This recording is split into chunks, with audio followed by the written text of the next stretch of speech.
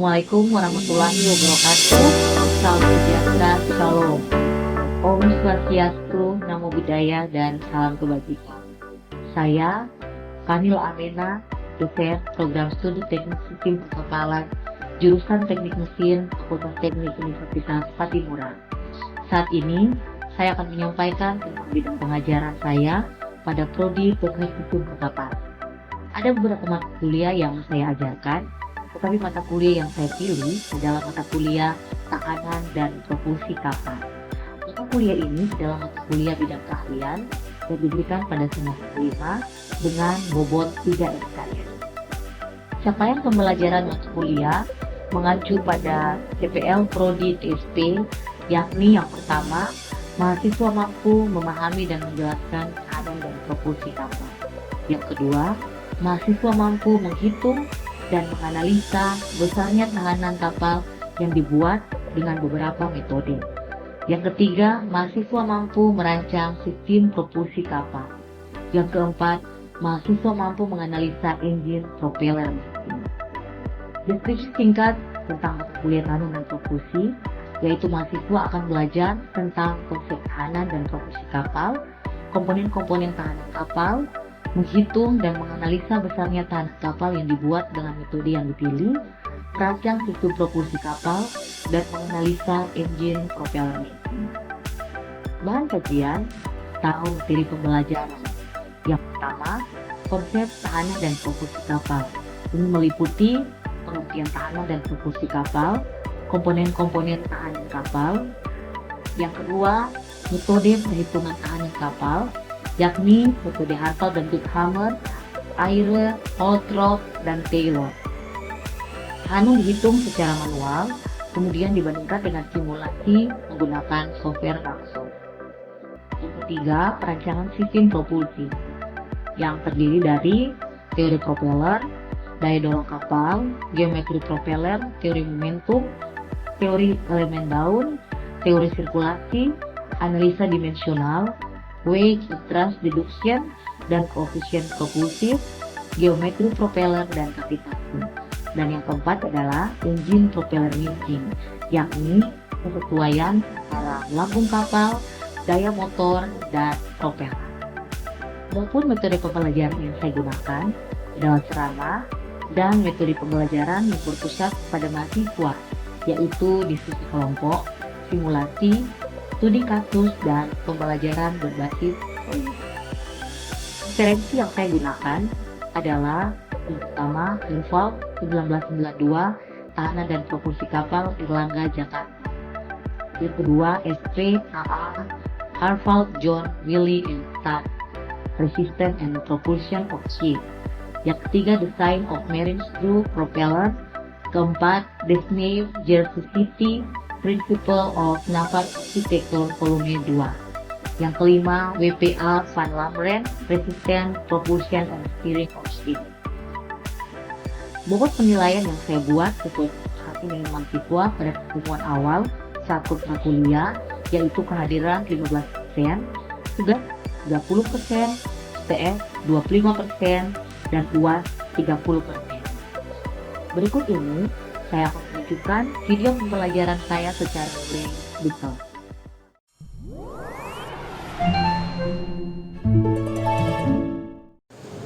Selamat pagi semua.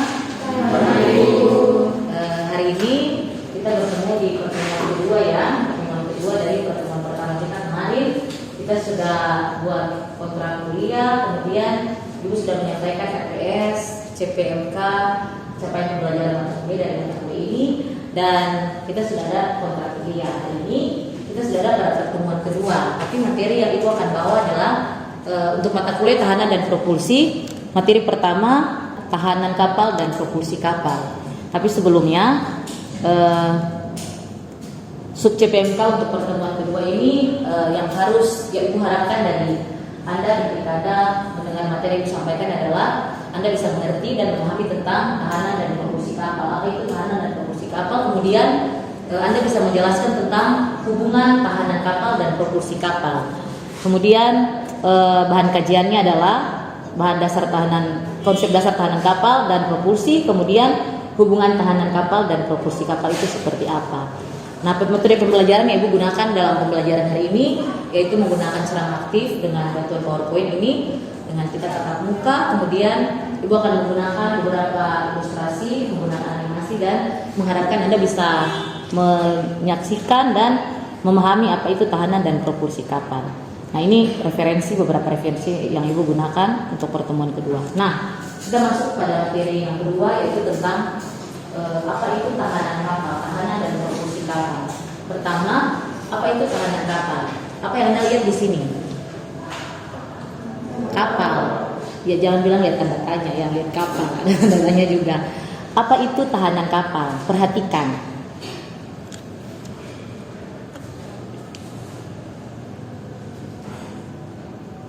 Ya, Anda perhatikan peristiwa yang terjadi. Setelah ini Anda akan menjelaskan apa itu tahanan kapal. Nah, ini kapal dia berjalan dengan kecepatannya saya kasih nama VS. VS itu adalah kecepatan. Jadi dia berjalan searah dengan kecepatan. Tetapi ketika dia jalan di atas air, kemudian ada kena udara di atasnya, ada sesuatu yang terjadi dengan kapal ini. Apa yang terjadi? Perhatikan. Nah, dia sudah tidak maju-maju lagi. Kenapa? Karena ada RT. RT itu adalah tahanan kapal. Tahanan kapal dalam ini RT itu sudah kasih nama misalnya RT dan VS itu adalah kecepatan kapal. Jadi, kalau kapal tadi berjalan lalu dengan kecepatan kapal VS, lalu yang nama tahanan itu yang warna merah, tanda-tanda merah, menurut Anda apa itu tahanan kapal?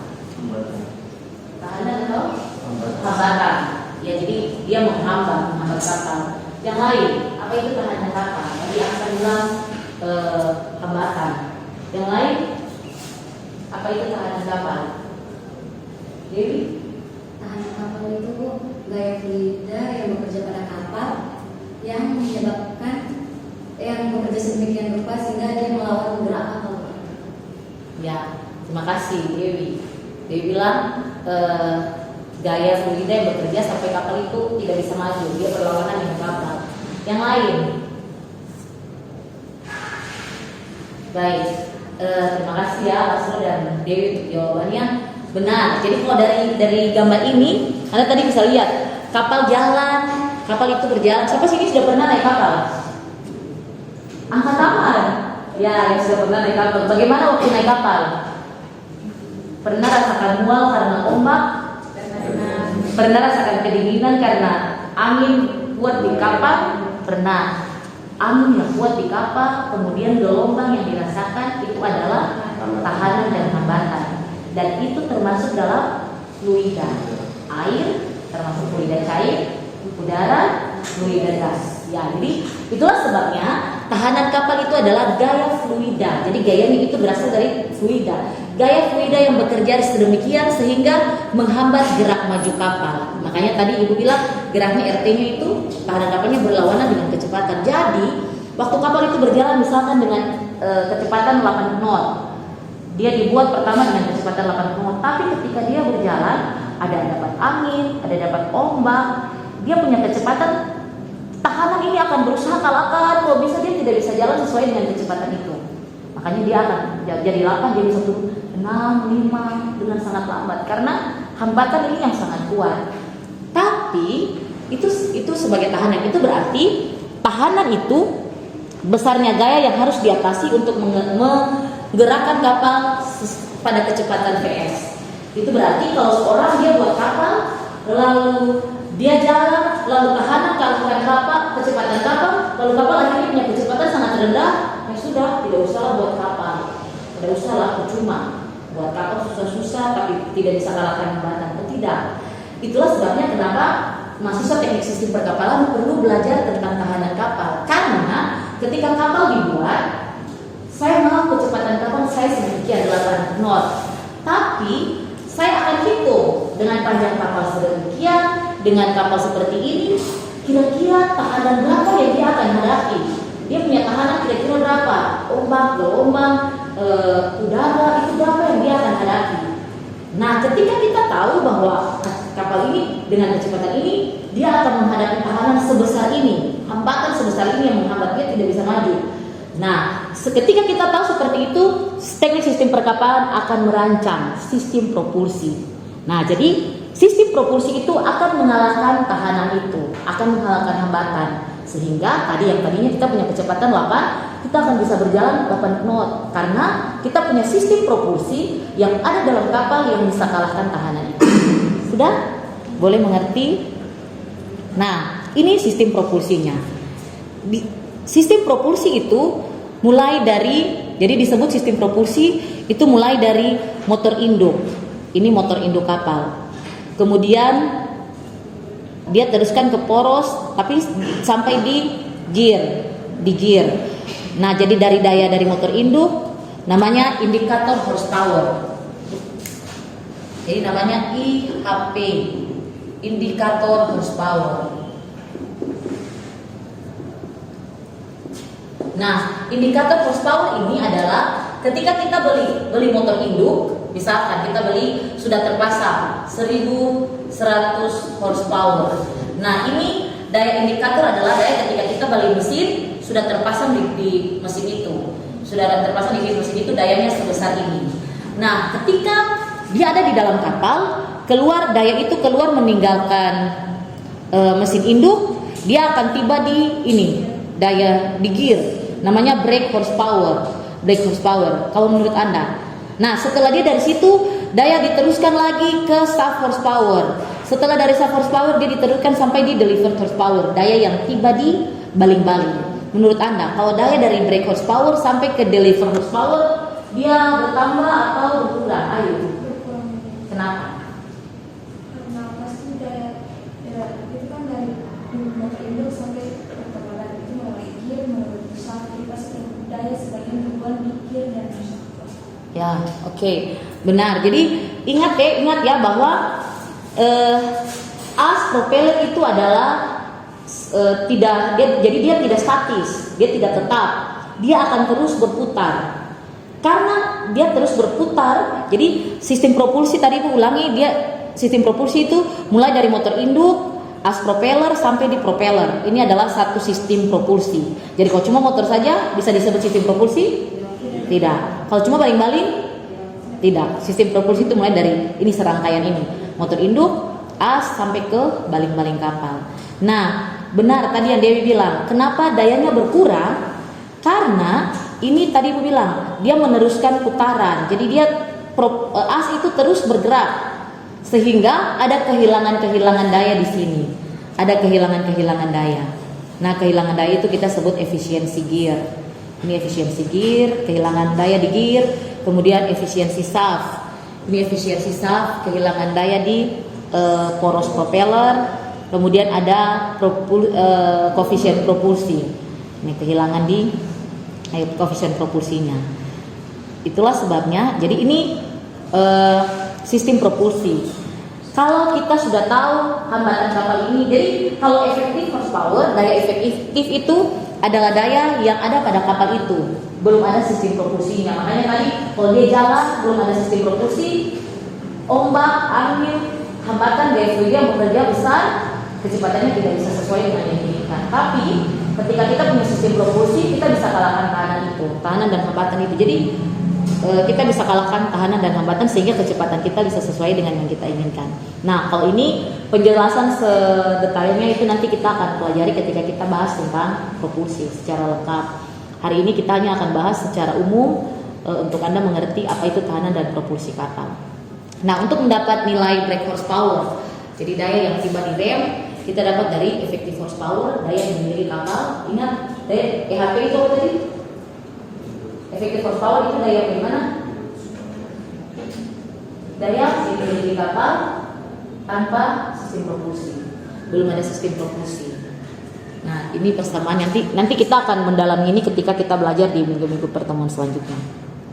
Nah, ini Ibu mau sampaikan tentang grafik hubungan antara kecepatan kapal dengan efektif horsepower. Daya yang ingat ya, Ibu ulangi, efektif horsepower adalah daya kapal tanpa sistem propulsi. Belum ada sistem propulsi. Nah, hubungannya adalah ketika kecepatan bertambah, maka daya efektif kapal itu akan apa? Kalau lihat dari grafiknya akan bertambah. Jadi akan bertambah, semakin kecepatan bertambah, dia punya daya efektif akan bertambah. Nah, ini yang tadi Ibu sampaikan, tipe-tipe tahanan kapal. Jadi ini hanya secara umum saja ya, Ibu sampaikan karena nanti minggu depan baru kita akan bahas tentang ini. Tipe-tipe tahanan kapal ya, kita lihat di sini, ini ada bagian kapal. Jadi ada bagian kapal yang terendam di dalam air, tapi ada bagian kapal yang ada di permukaan air, di atas permukaan air. Sehingga yang tadi Ibu bilang, kalau bagian kapal yang di atas permukaan air ini dia akan kena udara, makanya hambatan udaranya besar.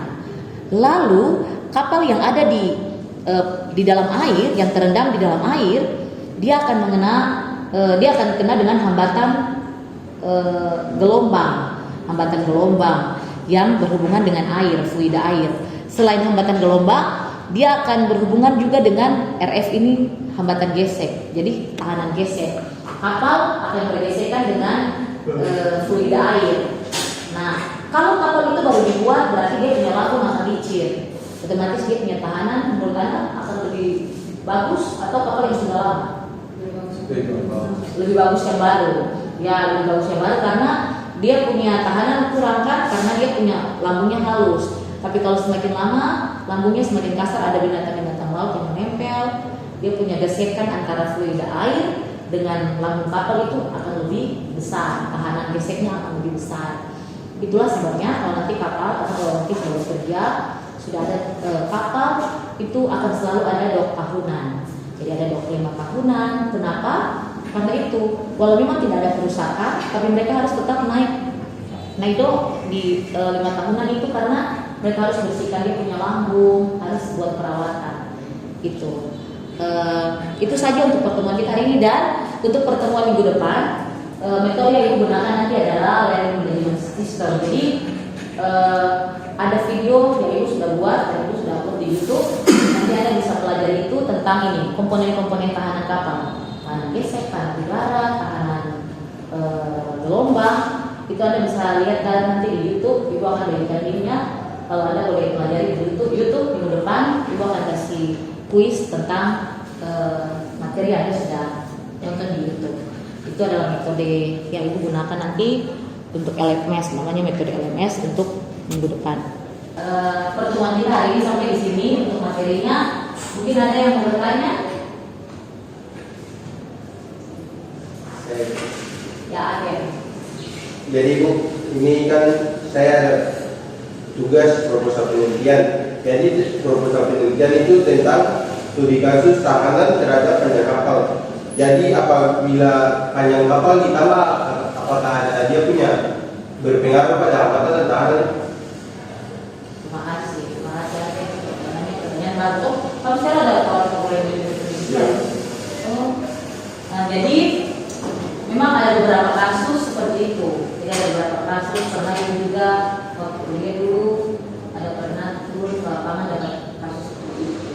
Nah, untuk penambahan tahanan dan hambatan kapal ini ada banyak faktor. Dia ada banyak faktor kayak seperti tadi. Jadi kalau kecepatan bertambah itu juga akan berpengaruh terhadap tahanan. Nah, salah satunya ini panjang kapal. Jadi kenapa kalau panjang kapal lebih panjang, dia punya tahanan akan lebih besar? Karena itu berpengaruh dengan yang tadi aku bilang. Ada bagian yang terendam, ada bagian yang kena udara, ada fluida, ada kena fluida air, ada yang kena fluida udara. Sehingga kalau dia, misalkan, kalau dia tadi panjangnya seperti ini, itu berarti bagian yang kena udara cuma sampai di sini. Tapi ketika panjangnya bertambah, otomatis hambatannya akan bertambah. Begitupun dengan bagian kapal yang terendam. Kalau awalnya di panjangnya seperti ini, lalu bertambah lagi seperti ini, berarti kita harus hitung tahanan untuk keseluruhan panjang kapal ini. Karena itu akan berubah dan tahanan yang akan berubah. Mungkin itu, tapi nanti kita akan bahas sesuai ini. Faktor-faktor apa saja yang mempengaruhi tahanan besar atau tahanan besar kecil, itu faktor-faktor apa saja. Tapi itu terima kasih karena sudah bertanya, itu salah satunya panjang kapal. Nanti ada kecepatan, ada luas permukaan basah kapal, ada banyak. Tapi nanti kita akan belajar di